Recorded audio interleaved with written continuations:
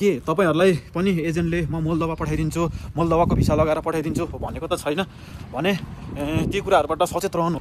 Hello guys, नमस्कार सबैजनालाई। के छ, सन्चै हुनुहुन्छ, आरामै हुनुहुन्छ?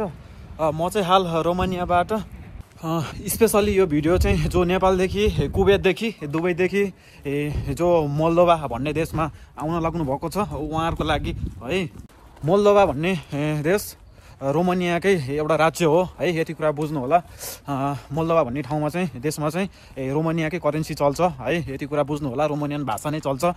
धेरै साथीहरू चाहिँ दलालको माध्यमबाट त्यहाँ पुग्नु भएको रहेछ है। मलाई धेरै साथीहरूले मेसेज पनि गर्नुभएको थियो, दाइ हामी मोल्दोभामा छौँ, हामीलाई यस्तो यस्तो भएको छ, काम राम्रो भएको छैन भनेर है। नेपालबाट पनि पठाउँदो रहेछ है। नेपालमा चाहिँ यति कुरा बुझ्नु होला, नेपालबाट चाहिँ भिसा लाग्दैन मोल्दोभाको।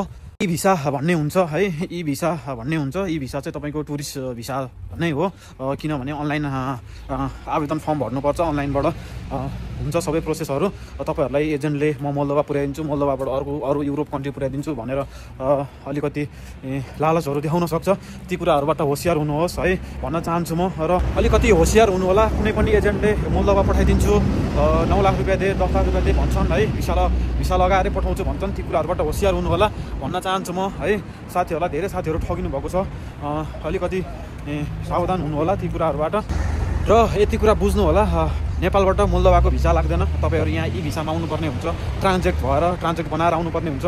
कि तपाईँलाई पनि थाहा हुँदैन कि म यसरी ठगिँदैछु भन्ने कुरो तपाईँ आफैलाई थाहा हुँदैन है। एजेन्टहरूले धेरै सेटिङहरू गरेर यताउति सेटिङ गरेर सबै कुराहरू गरेको हुन्छ।